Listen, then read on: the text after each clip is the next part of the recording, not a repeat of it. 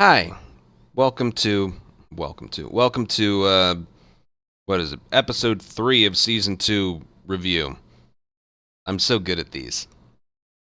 Anyway, I'm live on Twitch with my chat going paused for now. Oh, there we go. We're live. We're alive. Yes. Okay, episode 3. I can summarize this episode with like one common theme of the game itself. You know how at least with Last of Us 1, giant, massive action sequences were always followed by some quiet, peaceful serenity moments. This was the quiet, peaceful serenity moment episode for the show. Not a lot. I mean, stuff happened, but the actual reality is not a lot happened. You could summarize it with time jump. Ellie and Dina go to Seattle. That's it. That's it. But as for specifics, how did it start? Yeah, they bring all the bodies, not just Joel. They bring all the bodies to a location, and Tommy gets some quiet one-on-one time with his brother one more time. Give my best to Sarah. Anyway, um, and then I wasn't expecting this. They did a 3-month time jump. I mean, Ellie wakes up in the middle of something and screams. That's about it.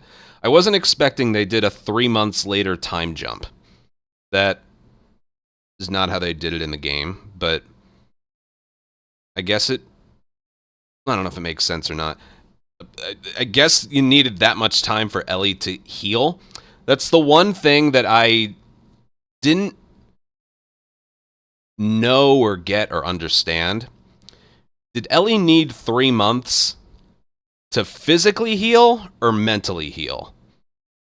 Like, I think it was a combination of both. They didn't say what injury she had. She was kicked in the stomach. Maybe a lung thing or a broken rib or something. Apparently, there's a podcast for the show. I don't listen to it, but she had a collapsed lung. Alrighty. I would have preferred if someone in the show said that's what she had, or maybe they did and I wasn't listening. Maybe, but so it seemed like it was a combination of physically healing and psych evaluation.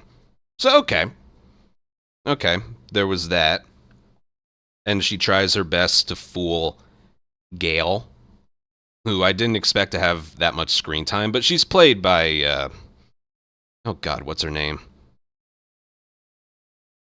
I know her as Kevin's mom from Home Alone. That's that's what I call her. Um, Catherine O'Hara. Yeah.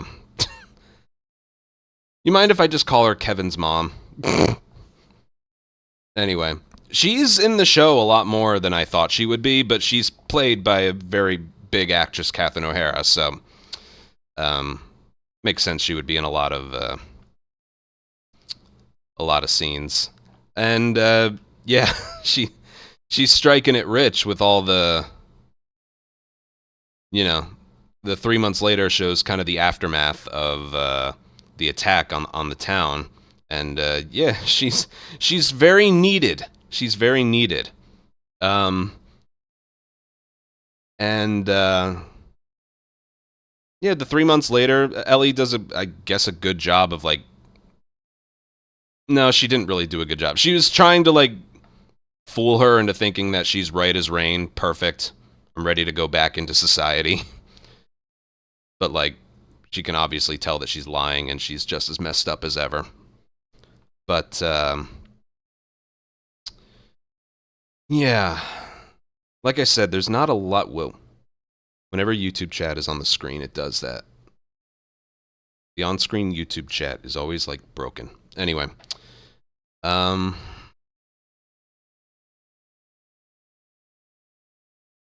this episode was just quiet. I feel like the main scene was them at the council trying to convince a whole battalion to go after the people who killed Joel, not just Ellie and Dina. You hear from different people, and then Ellie's speech, and then a yes or no vote. Most of them voted no, and a lot of people in the chat were saying that they don't really care for the council that much, but I think it showing Tommy and Jesse on the council will make it that much, just a little bit more, I guess, like impactful that they eventually show up in Seattle. Show's doing some things differently, so I don't even know if that's going to happen. I'm just assuming it is. You know? Um, in the game, it's Tommy that goes after Tommy that goes to Seattle, and then Maria tells Ellie and Dina, like, bring him back for me. And in the show, it's Ellie and Dina that go off by themselves.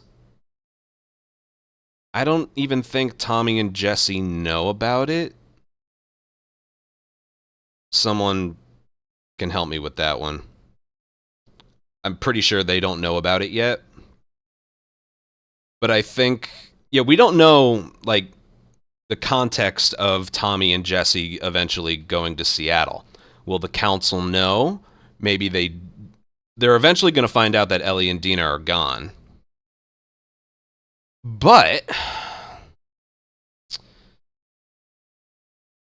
will Tommy and Jesse going to Seattle be like how it was for Ellie and Dina in the game, where it's like the council's telling them bring them back? Or do Tommy and Jesse not tell the council and they go to Seattle on their own, just like Ellie and Dina, because Joel's death is eating away at them as well? That part we're gonna have to wait and see, but it's definitely something to keep in the back of the old noggin. And then Ellie and Dina lay out their plans. Ellie was gonna go alone, but then Dina thought of everything first, so she goes with her, and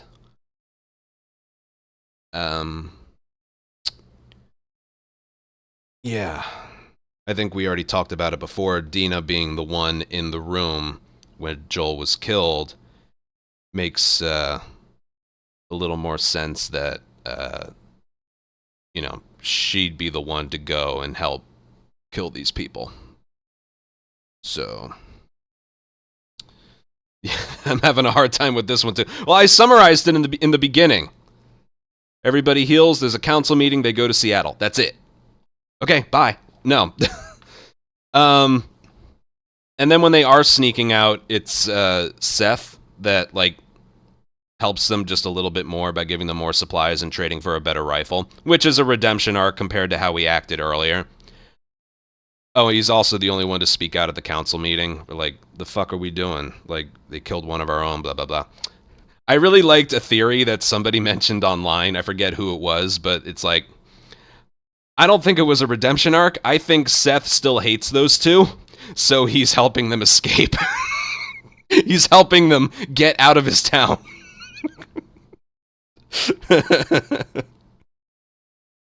I don't think that was the case. I think it was a redemption arc for him. But there was always that possibility that's he's using the old noggin there. Yeah, he was just trying to get rid of him. If he didn't speak out in the town meeting, that would be a legitimate possibility that that's what he was doing. Anyway. Then it's them traveling to Seattle, and we get a scene of Seraphites just walking through the forest. All right. I'll mention this just because it's something I thought of while I was watching it. It turned out to not be true, but I'm going to mention it anyway because there's not that much to mention about this episode. When it was the group of Seraphites, and it was the guy holding hands with a little girl walking through the forest. Remember in the game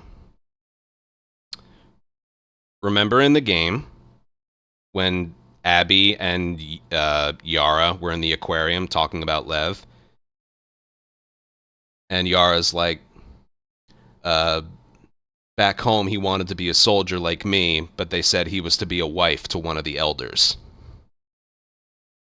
When in the show when they were walking through the forest and it was the guy with the girl, I thought for a brief moment she was his wife. Just for a brief moment. Like, I was thinking of what Yara was saying as that scene was going. Turns out, apparently, in the podcast that I didn't watch, that was her dad. I'm like, oh, thank God. Thank God. But briefly thought. Because apparently, at least in the context of the game, that's something that they do. You know?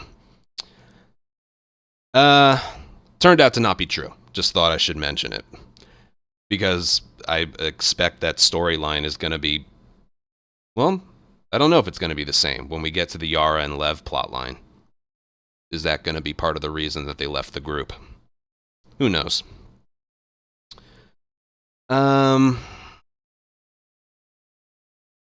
Yeah, and then, I don't even remember what they said, but, they do the whistling like wolves are coming.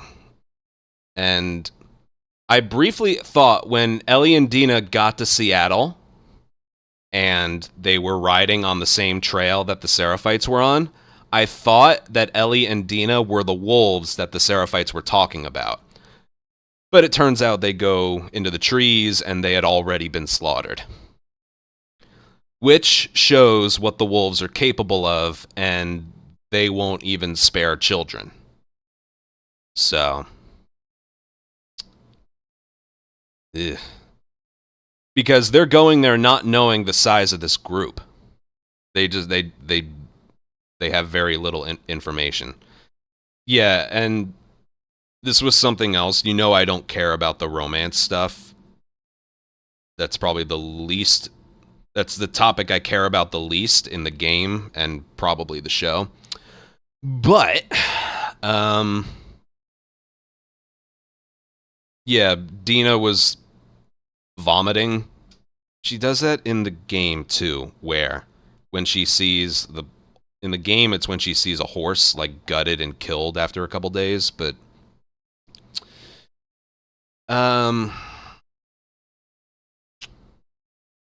what was it? Yeah, she sees the bodies, comes back and then vomits. But probably was from the bodies, but I think it's also to signify that, oh, she's pregnant. Yeah. Which I actually, to be honest, wasn't sure if they were even going to do that, because the game right away said that, oh yeah, Jesse and Dina used to be a thing, but not anymore. Did the show do that at all? Because, she's going to end up pregnant, it's going to end up being Jesse's, blah, blah, blah, blah. Did they do anything in the show, any of the episodes, to show that, that's what... Again, this is probably me not paying attention that much. Almost kinda, in a way.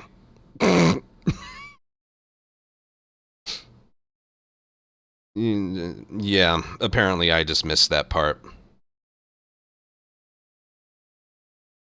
But it's very quick. Oh, well, there you go. Okay, well, I missed it. I missed it, so if I had never played the game, I wouldn't even have given that a second thought. Anyway, alright, yeah. So, she's gonna be pregnant, blah, blah. And then, everyone's saying, Manny and the Space Needle doesn't make sense or whatever. It's whatever. But I liked the ending where, they enter Seattle, which looked really cool. Like the wide shot of the entire city being all run down, all the moss on the buildings. Looked really cool. It was a nice shot. And then I must have blacked out during the tent. I must have been fighting to stay awake during the tent scene. Sorry. Anyway, I liked the ending of the episode where, it's like, maybe this will be easy. And then it shows 3 trucks with an entire army, which is probably just a small fraction of just their entire size. I thought that was cool. Builds up tension and excitement for the next episode, which I think was kind of this episode felt similar to the first episode where it was just setting up some things that are going to happen. It might be a season of like every other. First episode set some things up. Second episode was action packed, bunch of cool sequences and all that. Episode 3 setting some things up for the next one. The trailer for the next episode looked a lot more exciting than this this one. So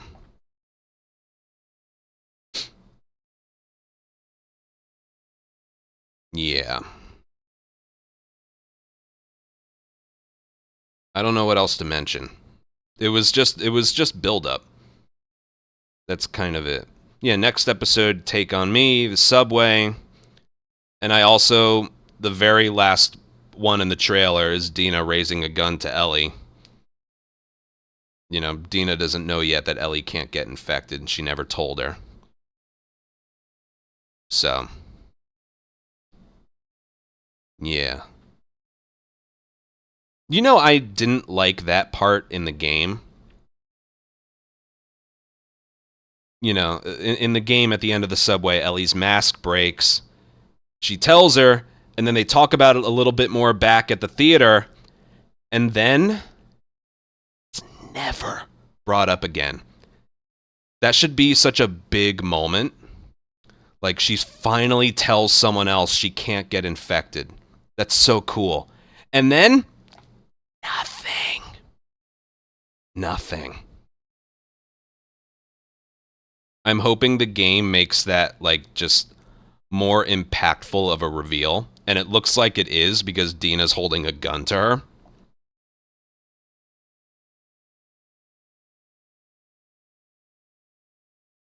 So, yeah.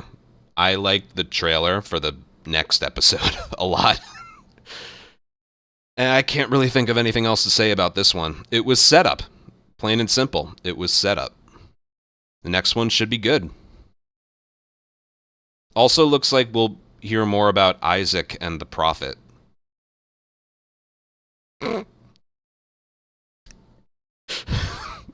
I bored myself saying that out loud. I'm sorry.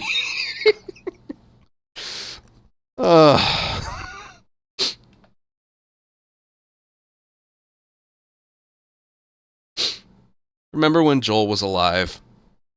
Yeah. Good times. Anyway, the next one we should have more to talk about.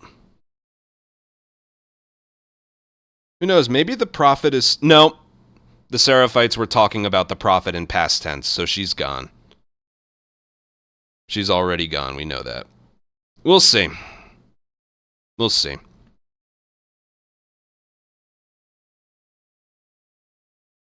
They said it's been 10 years. Right. You can tell how much information sticks in my mind. Anyway. Alright. We should have more to talk about next episode. I'm cutting it here. Isaac wasn't Fedra. He got everyone to overthrow Fedra. Kind of like the Kansas City episode. A little bit. That one. Alright. Take care. See you in the next one. Bye.